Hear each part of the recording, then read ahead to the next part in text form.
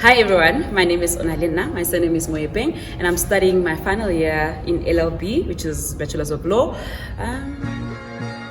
In first year was I'd say it was like abrupt, like it was a punch, literally, because they really didn't explain what is the difference between a 4-year and a 5-year program, a 4-year yes and a 5-year program, the mainstream and the extended program. So in the extended program, like they ease you into like getting into the course, and with your 4-year program you just get straight into law courses. Like you do about 6 law modules, and that for me was really a struggle. I was like, wait, relax, but apart from that, I literally had to just learn how to maneuver into like getting into the course and adjusting, and just going about getting successful.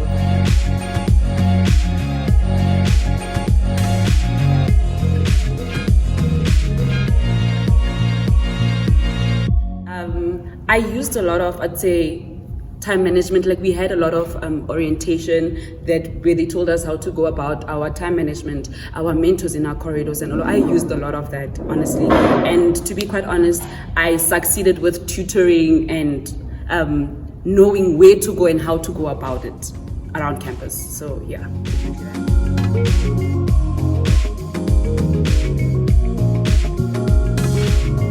And with transitioning from first year to senior, it was not really that much of a difference, honestly, because you still have like about 7 modules or 6 modules of the mainstream, and then you get into your second year and it's still the same. It's just that the content gets more heavier, or rather the content gets more complex. So you need to break it down for yourself. If you like me and you are like but shy to go see your lectures, you make use of your tutors.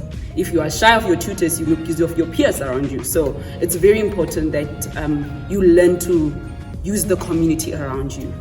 And in that way, I'd say that because also I'm a very like bubbly and talkative person, it made it easy for me to just marinate and blend in with the other people so that we talk about our struggles and so on and so forth.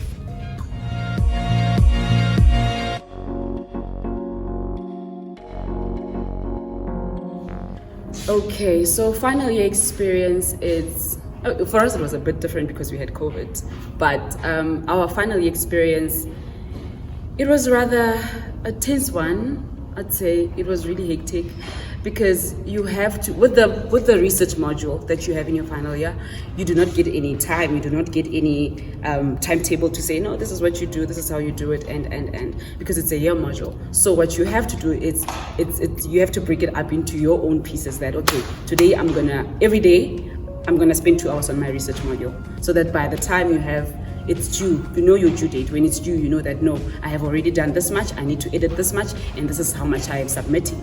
So being in constant communication with your supervisor also really helps, because they direct you, so you know what I need to add, what I need to subtract, where am I heading. Actually, they give you direction, clear direction, if you are in constant communication with them. And then with other modules in your final year, it's a lot of application. You also need to understand that they are very different from your first year modules. It's nothing close to it, but some of them are obviously integrated. They'll just refer to first year module, you did this, so we are just carrying on. So it's very important that you learn with understanding, because you cannot just keep on cramming. At the end of the day, you're not learning anything. So it's important that you understand what you're learning, so that when you advise somebody, you advise them accordingly.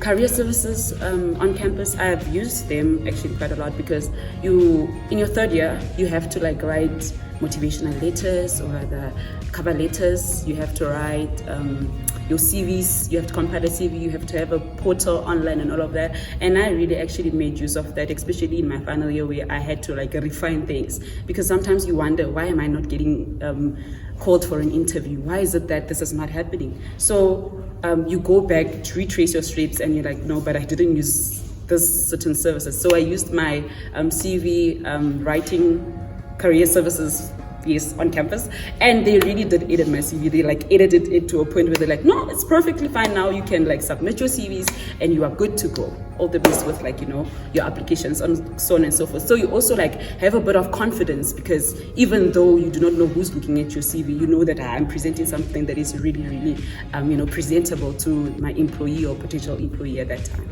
And for me, my biggest challenge was having to fail and then having to face my friends, the community, and all of that, and still having to pick up yourself from there and be like, you know what, I still got this.